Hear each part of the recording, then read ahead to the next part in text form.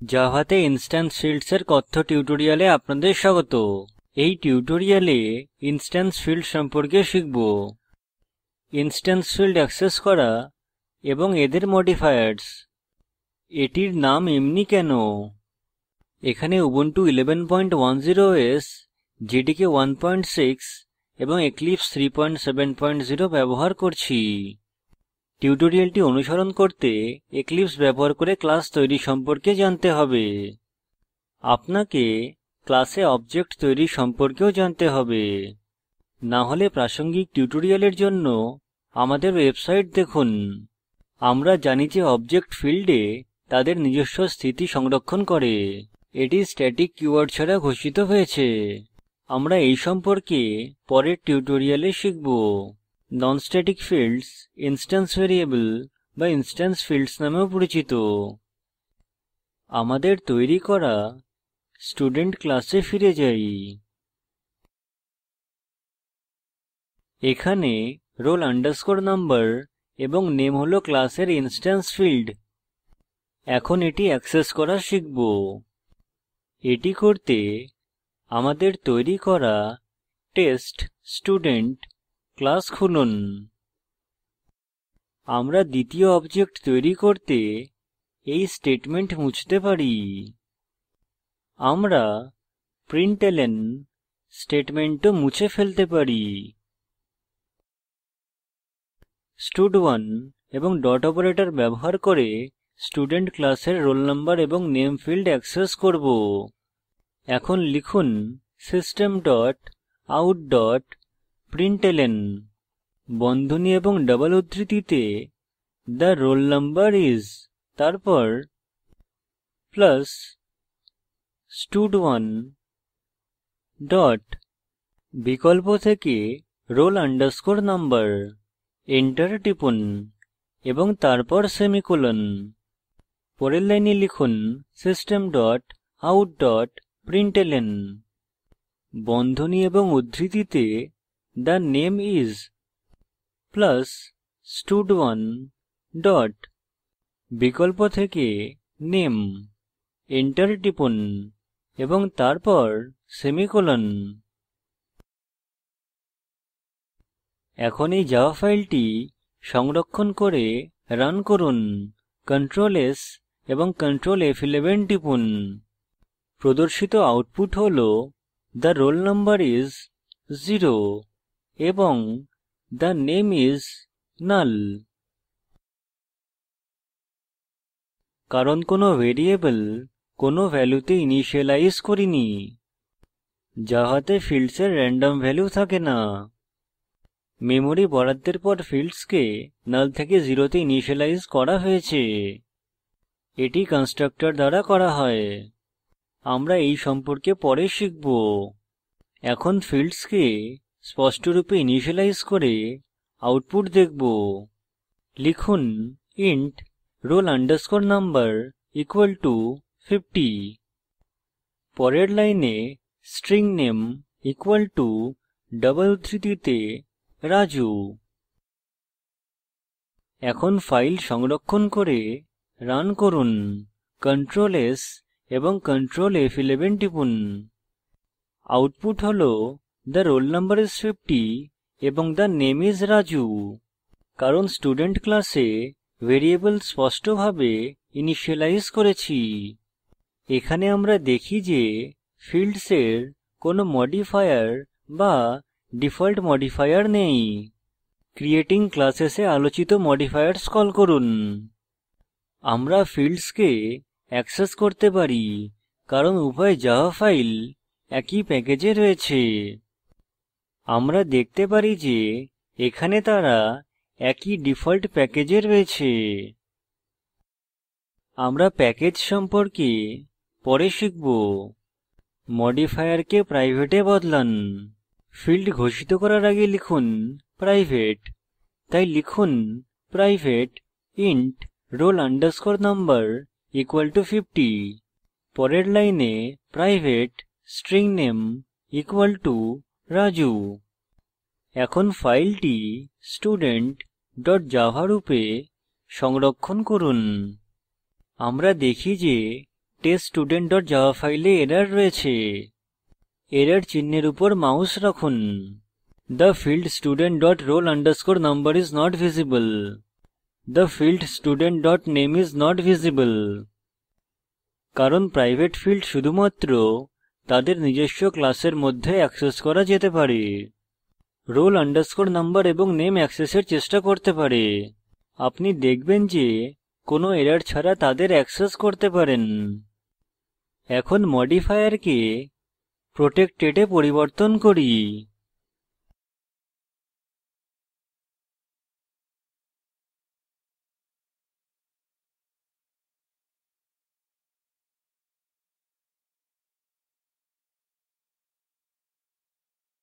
এখন ফাইলটি সংরক্ষণ করুন এবং প্রোগ্রাম রান করুন। কনসোলে প্রদর্শিত আউটপুট হল the roll number is 50 এবং the name is Raju। এর কারণ হল protected fields একই প্যাকেজের মধ্যে অ্যাক্সেস করা যেতে পারে। এখন দেখি যে এই ফিল্ডের নাম এমনি কেন। এমনি বলা হয় কারণ তাদের ভ্যালু ক্লাসের প্রতিটি ইনস্ট্যান্সের জন্য পৃথক। অন্য কথায় ক্লাসের প্রতিটি অবজেক্টের অনন্য ভ্যালু হবে। এখন টেস্টস্টুডেন্ট ক্লাসে ফিরে যাই।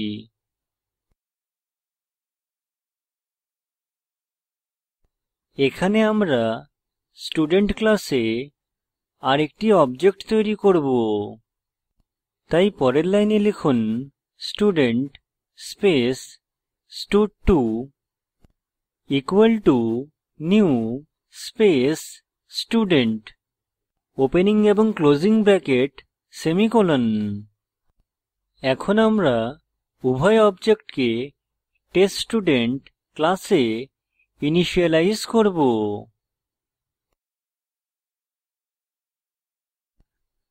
পরের লাইনে লিখুন স্টাড1 ডট বিকল্প থেকে roll_number এন্টার টিপুন ইকুয়াল টু 20 সেমিকোলন। পরের লাইনে লিখুন স্টাড1 ডট বিকল্প থেকে নেম এন্টার টিপুন ইকুয়াল টু ডাবল উদ্ধৃতিতে রামু সেমিকোলন এন্টার টিপুন। এইভাবে প্রথম অবজেক্টের জন্য ফিল্ড ইনিশিয়ালাইজ করেছি। এখন দ্বিতীয় অবজেক্টের জন্য ইনিশিয়ালাইজ করব। লিখুন স্টাড2 ডট বিকল্প থেকে roll_number ইকুয়াল টু 30 সেমিকোলন। এরপর স্টাড2 ডট বিকল্প থেকে নেম ইকুয়াল টু ডাবল উদ্ধৃতিতে শ্যামু সেমিকোলন এন্টার টিপুন।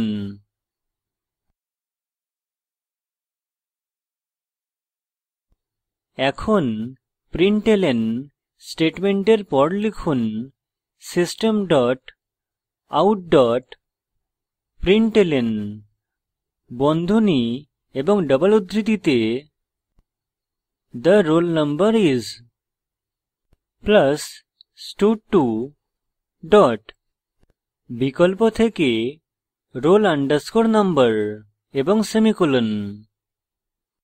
System dot out dot println বন্ধনী এবং ডাবল উদ্ধৃতিতে the name is plus stud two dot বিকল্প থেকে নেম এবং সেমিকোলন।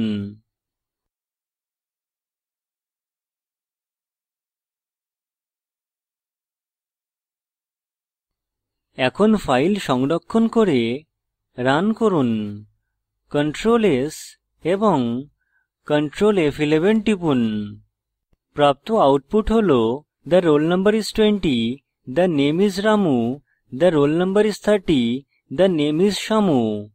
এখানে স্টাড1 এবং স্টাড2 দুটি ভিন্ন অবজেক্টকে বোঝায়।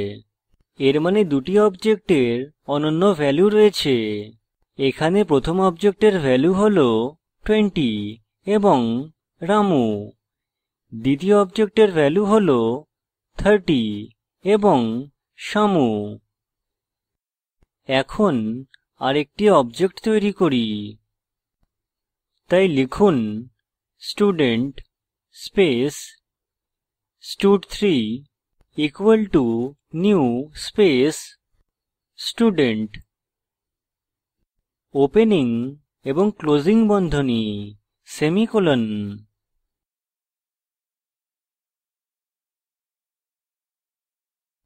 এখন আমরা তৃতীয় অবজেক্টের ভ্যালু প্রিন্ট করব। এখন লিখুন system dot out dot println বন্ধনী এবং ডবল উদ্ধৃতিতে the roll number is plus stud3 dot বিকল্প থেকে roll _ number পরের লাইনে system dot out dot println বন্ধনী এবং ডবল উদ্ধৃতিতে the name is plus stud3 dot বিকল্প থেকে name